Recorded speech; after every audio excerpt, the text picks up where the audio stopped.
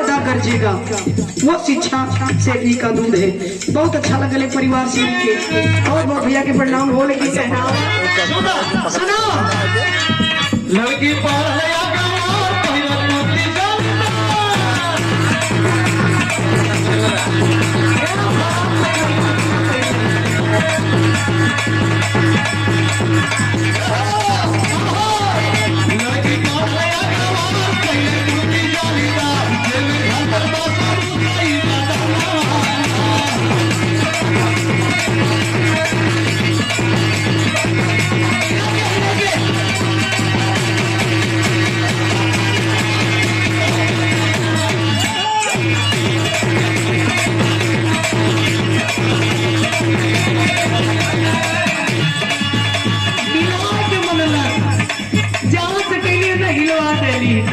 पिछले साल काली दूसरे के मुख से खा दो।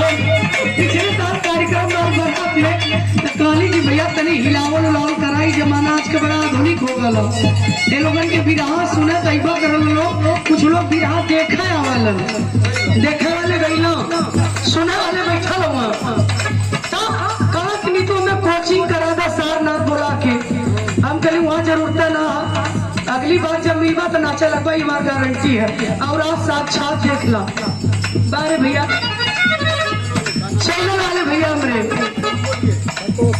ये संतोष यादव गजना से बिरहा म्यूजिक क्या बहुत बहुत धन्यवाद।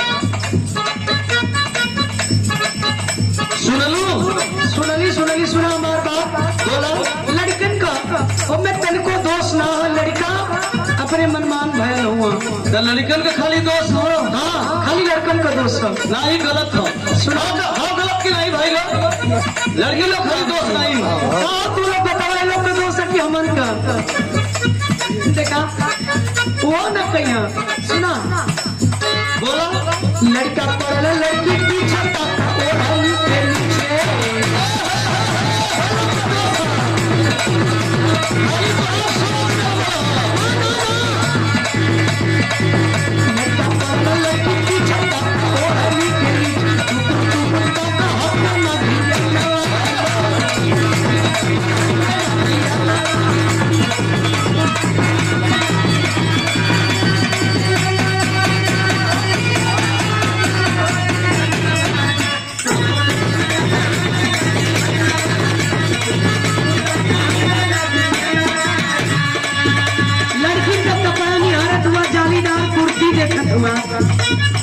लड़की का का जो सजावर में कर तो पैरा देश आजाद हो टका के दौड़नी के नीचे तकबा सुना बतावत है क्या बताइबा लड़की का करेली पहले क्या करेली हो लड़की आगे इशारा करेली बतावत है लड़का पीछे पीछे जात हो लड़कन कहना कोनो दोष लड़की कइली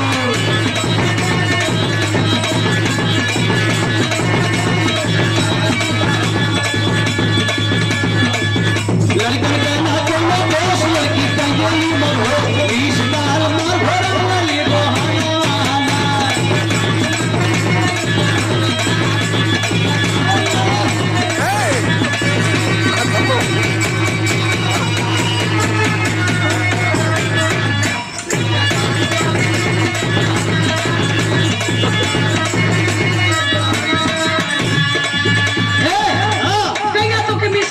हम सबके सामने न बताई काहे न बती बाप को बतावा काहे कहला परसों मिस कॉल दे के बोलने ना रहलू हमके तुम्हार नंबर हो ना मालूम हम कैसे मिस कॉल मारम मर्दवा अरे झूठ बोलत हुआ गंगा में पहुंच के अब सबके सामने तू झूठ बोलत हो खाली अपन बतावत हो जानत ही अपने बहन के लजात हुआ बतावत ना हो सुना बोला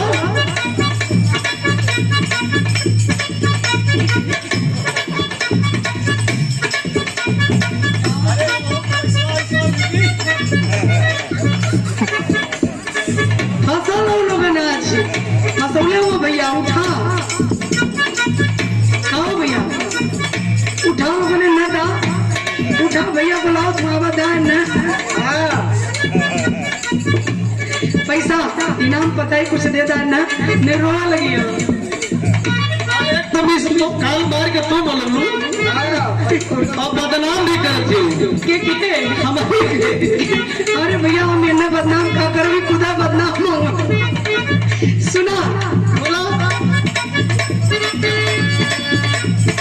ये लोगन का ध्यान कहीं ना रही, खाली लड़किन के पीछे दिन भर ध्यान रही।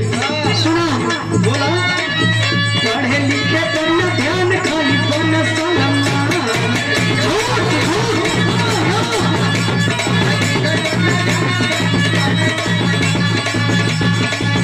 पढ़े लिखे पर न ध्यान, खाली पर न सलमा। लड़की के पीछे भी तारा तारा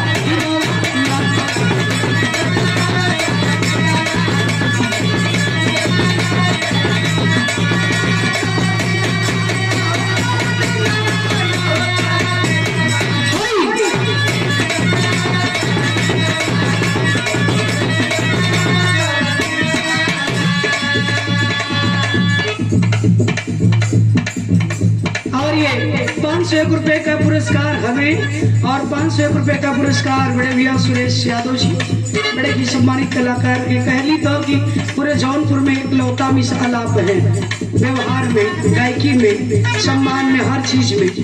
तो आपकी सिस्टर के आपकी तरफ से दोनों कलाकारों को ये 500 रुपए का पुरस्कार है, सादर प्रणाम हो। बहुत बहुत धन्यवाद है, परिवार के बहुत बहुत शुभकामना, मालिक के आशीर्वाद बरसत रहे। हमारा भी बहुत बहुत आशीर्वाद हो। ने रिश्ते पद से जुड़ल हो यथार्थ समय के बाद नमस्कार प्रणाम आशीर्वाद। क्या बात है, पढ़े लिखे पर न ध्यान, खाली बने सलमा।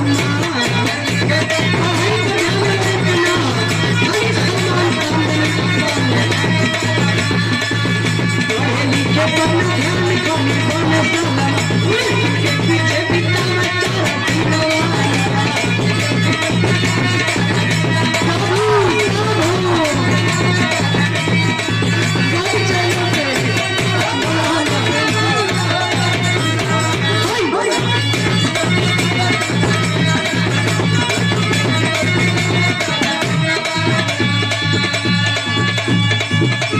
आज का लड़की बोलावा है हर तो जाइए हो हर काहे ना जाइए भाई, काहे जाइए भाई, देश आजाद है भाई, तू जा सकल हम ना जब का भाई। अच्छा तो बियाह जब कई के हाँ घरे लिए आयल है, हाँ बियाह कैले हुआ तब तक ठीक है, तब तक ना करे की चाहिए भाई।